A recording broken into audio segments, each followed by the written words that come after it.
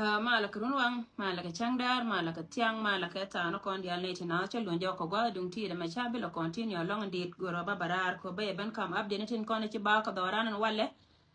ka ba ye ban latin dia la ko kien kon ta kon le dien ko kuila na na ta nyam dan kon ne tina ko kui ka mi chi ka wona ngot kana wara iraida le ma ne dia tin kon ti la nori ne dia de la nori ta re nori na me te widien ne dia la kon ngai ka je ken gon dori ja pere ka me te tin ya ma yandi ala goti ti kwa ka hiya ka ne kon ko be ne kon tin ta nan na bi ka te ka liangwa ne dia la kon ta ka tin lo anga ko bi ati ti bi ka hiya ka ne kon ko be ne kon tin ta nan na bi ka wata ka liang ta kara makan pe kan ja gor la we liang ka ji gin ma de man ndong la we ne ganyi ma ne meri yang do pal la ko division 20 general meri yang do ko division 20 so SPLA mai wo division 20 again me be ra ta me ko jen ba ya bakam abde ne titil an ba to ka ba na ne ci ba ka dorare loka ci na re loka ci ne kon ci ga ba go ba na ko podcast ka te kon to re dar ka ko ba county te ma ko kor charo de lum ke gien re loka ra sha wo wi kier kor ja wi kier sha ba go wale la go ne gare nya le outin kon ti la moy ka mai ko ma sel bakir ma yadi wo wi aka wi atara kore aka ci kun kan ka le bena wale mite ka ben ko won morta ne dong bi ka ben yo ka tiang ka jan peron wanga me chi ka pek chang dar ka yene kon ta ka afrika a joje wo jen tela ne ri chine ben kine kon chi ka ba go kan reg mo da ka mite te da dan reg mo da ka mite te da dan ala wo tini ne kon tini ka reg ka ne kon ka ne kon ta reg jen abde ne de kam kon na mo ka kuido aran ka ko ba county ka letin kon din latke ene kon chi ka tana na te ka re kur ja tin kur kan chwang baya la lar yen wore dialogo kor jatin kor kan chwa rami chiye bu ye waje ne cha ne kon cha ko ju chi kor cha ngore lo ko no kor kan chwa dum lo wo kor cha gor ba betar ku kel ko kon tele kon dame cha gor wo ba kor ba betar gwa mi tie ko wajen tele kon ne tin kon la jidwel wal tin kon kap kana lo kan gwa tin nan mi no kor wi kier dide long chi wa cha ne kon cha wa jore lo ko cha no gwa me ko ku ko wajen poinde be dwel wal ba tie ko kon cha no gwa me ko wajen poinde bitin di atin content da hieke dum pino ko yen chianga yo and point the enemy to go di atin content to piu cha kangar ngar go di atin content to piu le lo cha kangar ngar tinne ko le nyoka me yos ka je ken cha plan bi cha la pin so ko kui ko me hieke wona miti gui gwa na titin ko gui je dong chin min tare lo ka cha dan kana dan ngode yet lo ka te ka kana le content ko kor ka tin mot ka la go ken ka kor kana to kona cha ke jitaran so baya la lar mi shi ka wona ko kui ko kan right ka ko cha ko be cha ka ye wana na shi ka chop tin tet ka me sha la ye cha nga da na wo je ne 40 minute ka cho kam de kan rek jen poinde shi ka chop gwa me te ka 40 minute kam de kan rek an gwana na te ka tin ta me de yin la wo cha ko be cha ka ko wo je ne ko be pat ko be lakini ku ye an ta me min pen ka wo je bi ka chop gwana na ta ne kon ta ka tin chi dong bi ka pen wo bi ka chop re ka je nu ki da me wo kwa kentin bombom tin kon la wa bab na da ken kwa ken bombom no kon la wa bab na te do mo we ka ken to me chet ka men cha la dia ta ne no kon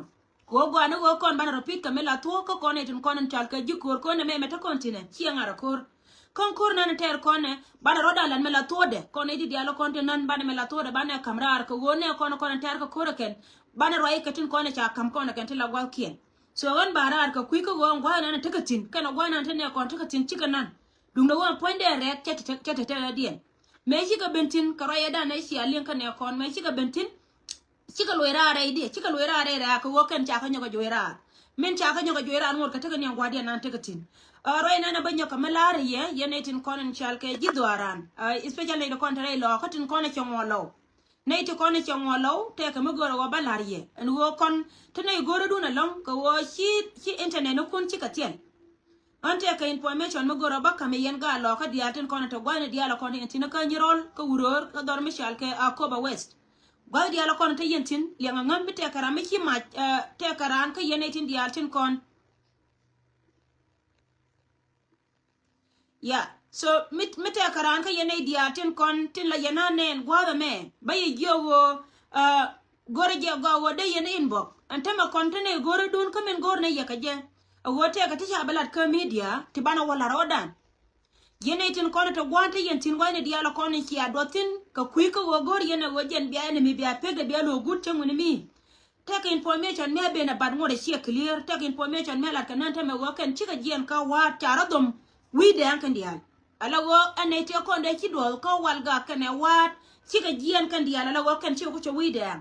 ci ne de ko ni chal ke gomot ta confirm kan ban ngode yet ngode la wo te ka medung tid me te ka dio no kwaje le gorne yen ga tan ko to gwante yentin ci ka yende de mbor wana te yentin ka uror wana te yentin ka nyirol wana te yentin ya ko ba west wani dia te ko te bu yen ke min no yene mi ci ala ta ka yente ne de yene bo ko ngante ka direction me de kam ye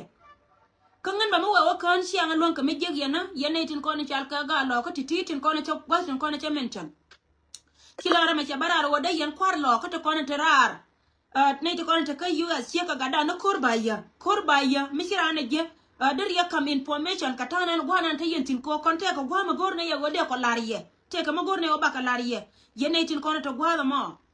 min dong gen ba mi shi tay man UR ka Australia mi shi je ba mo de still ba jen information akela de yenne gor de ne yenne gor ko wonta me cha ya longa je ke do internet ne ci cha baga dun ci gwana ta yentin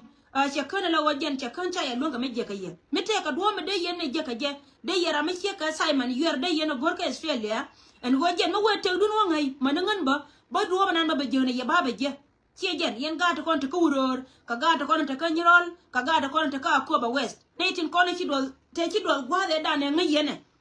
te ka me gor ka ba lar ya ka pes dero go apujo wode yene ngal gor connecting konti to go me ko wajen baka yakule je ka ba ya kam information mi pul so ro me jenande gor de lare yen ga to konto gwande konti yentin en wajen jaro ina no gora banno ye ka kuiro me hieka wona min dongen ladda nana to kontin konas tin kono ler kon ka chietin kono ba ne kon jako bi ka bom ka ba letin kono gor kon loy dane wo ba le ka kon ka kuidoran go ba ka lad bi ka ben ka kon bika ben ko kone di wajin te karin mo gama chala manana dol ma chal ke wo koin che wen nuor man be ke je be ni gojen ponde mi che wo we ka duor la we duor ka bom da keliu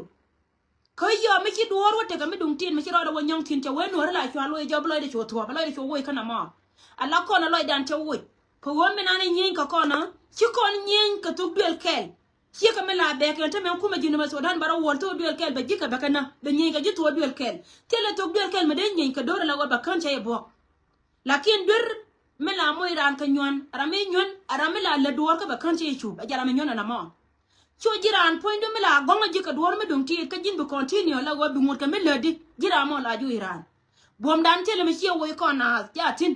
bom dan ja tin gwani dia la konanter konkorti ne ka pan ga ka benti ka rai ga jio amana rai loka min te ne jentin ko kono go kon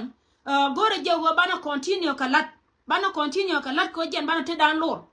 kon te men kortera kon ka pan kon ka ken kon te naka ka ken kon tram kon ga de kon cha joy dor ka ken kon e de kon moy na ska yilaj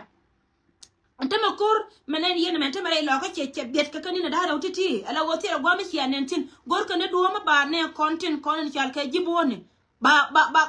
ba ka lele de tori ji na kon tigatin mo no wo kon janne kan mo ne rodan ka ne di be jar kor jibone mo ne ronete kon ba piu ba ka gor kan che ka men siya ko ne tam ka siya ta ka liem an go ku me gen ponde te plane di al chakalat me da ne ma turutin kon de na ma tin pin wote ka duop ken mo gor ne je ki ka men ling yana tama go gor je piu lu ya ka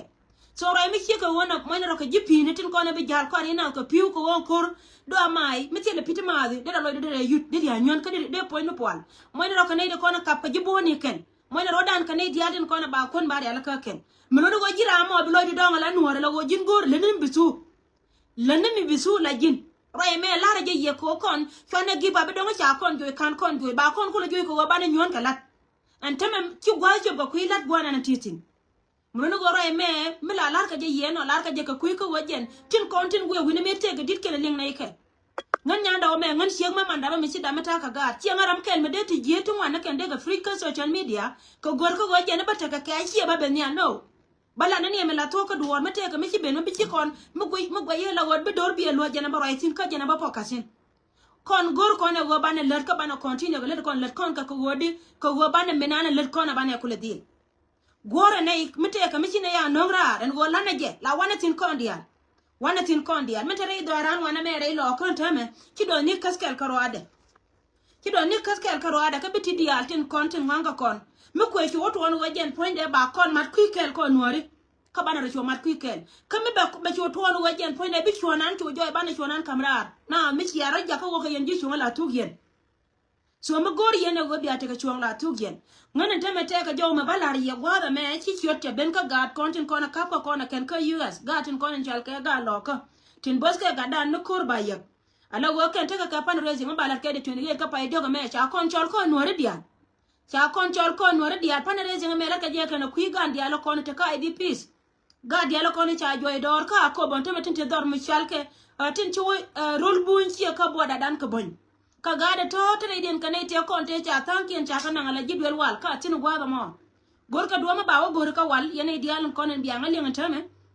ka gor ka jaba won pay dab dial te konte chujba ngode choy den lo da rode gor ka jaba wode ne ti ko kienten konte che ka jisia ka dan den kol gor de o burgad ko riu den dial ka tar gien chiro me che ben ka ne konen go gor ka je wa balar ye biya ke biya ka jen point de biya pan raising me ma ba la do ko chen ka jandara woda badak we are tin mi tika 5 tika 10 tika $2 tika $1 dide kon wori dial wana tin la wajen ban te da no mat ka jen ku ka mi ka wana ko bagat kon waja ka nyurke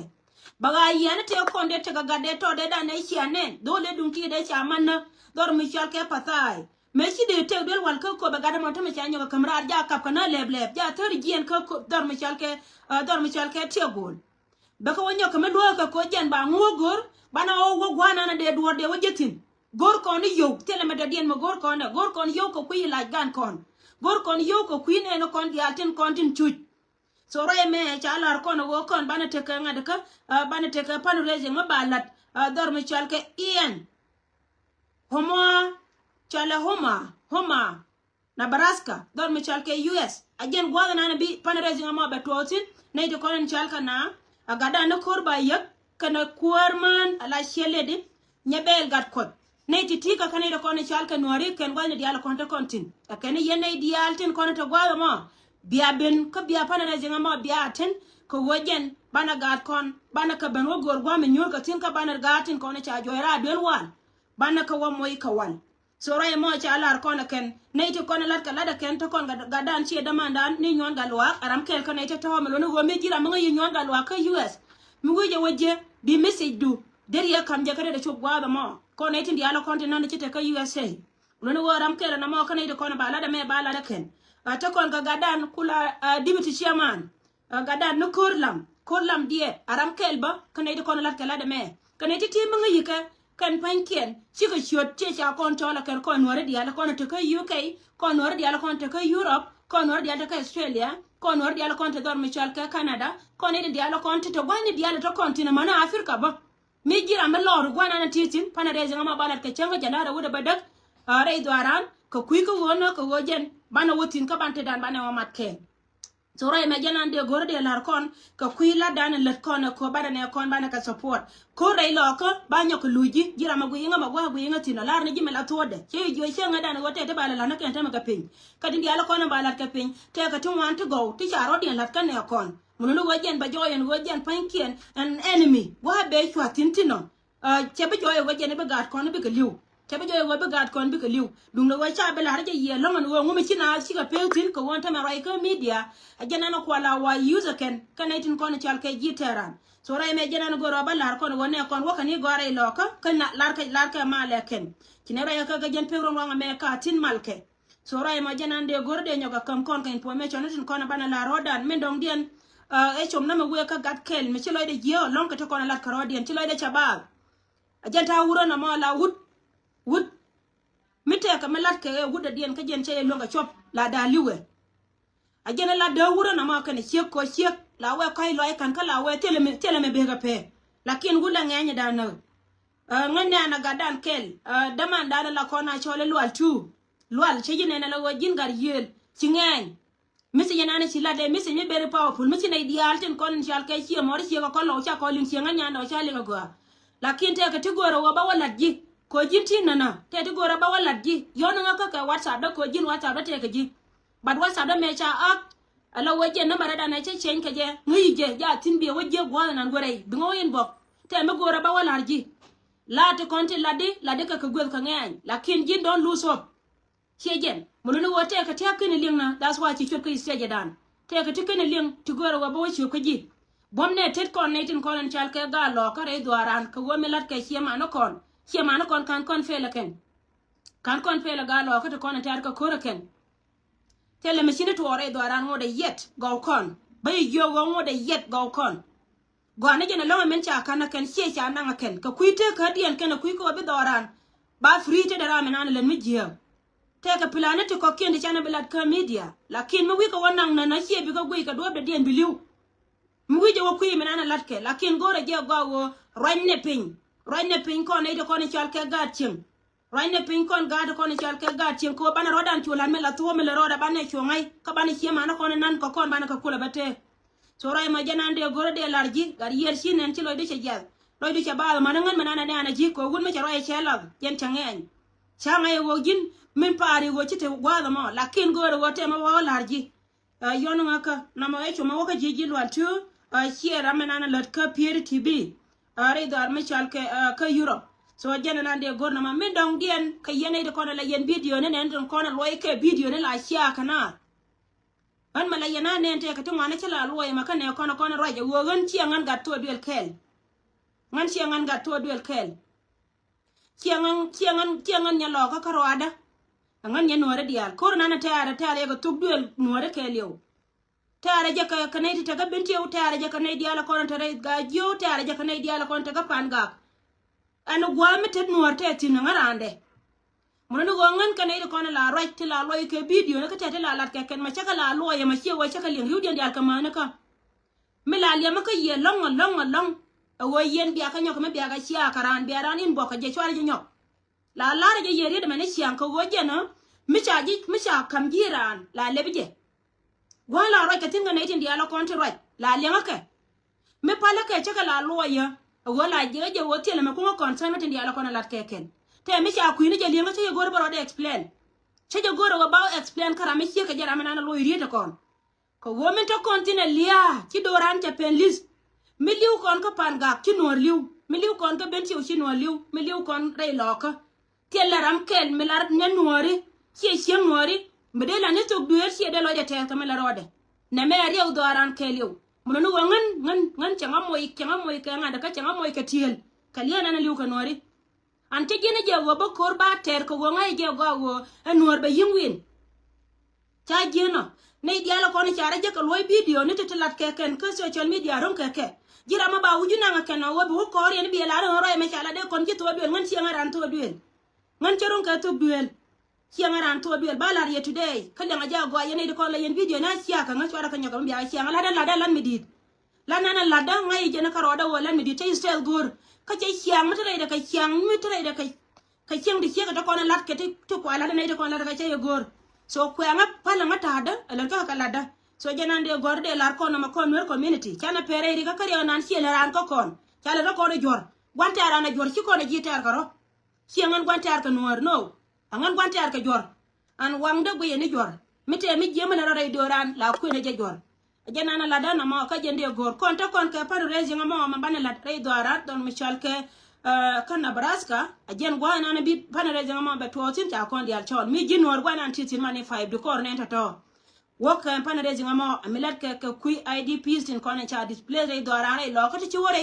ka boda bunya ta kontin men dong dien pana rezi nga la da gwa me pana rezi nga la da gwa me kan ta ko lat ka garta ke different kon cha roda kina roda da ala ngan gwan kwan balar ye today ngan mi chiang an ta barar gor ni mo wa chungring an chunga dak chang baji chule